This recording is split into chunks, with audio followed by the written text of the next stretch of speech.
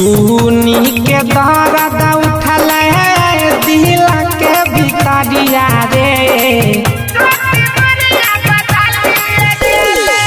सुनी के दर्द उठल दिल के भितरिया रे। ज्योति मोरिया बदलिए गेले आलोक के भूलिए गेले। मिलल जबन करिया रे ज्योति मोरिया बदलिए गेले।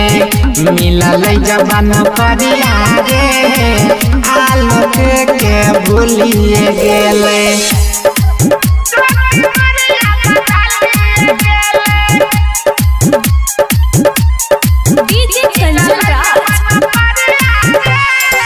सब कुछ बेच के अपन कनिया पढ़ैला के बाद में कनिया से धोखा उपैला के। सब कुछ बेच के कनिया पढ़ैला के बाद में कनिया से धोखा उपैला के। इज्जत नीलाम कैलक बीच बजरिया रे। इज्जत नीलाम कैलक बीच बजरिया रे। ज्योति मोरिया बदलिए गेले आलोक के भूलिए गेले। मिलल जबन करिया रे ज्योति मोरिया बदलिए गेले। मिलल जबन करिया रे आलोक के भूलिए गेले।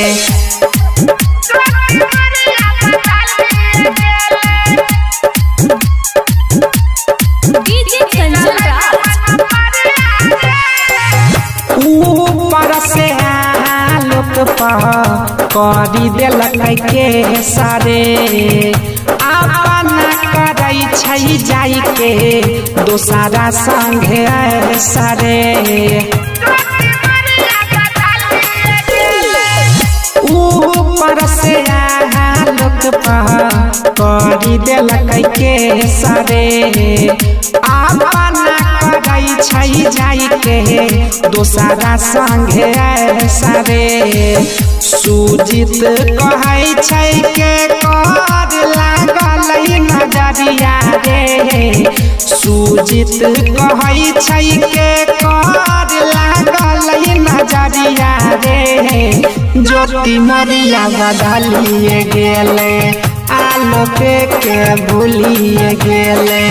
मिलल जबन करिया रे ज्योति मोरिया बदलिए गेले।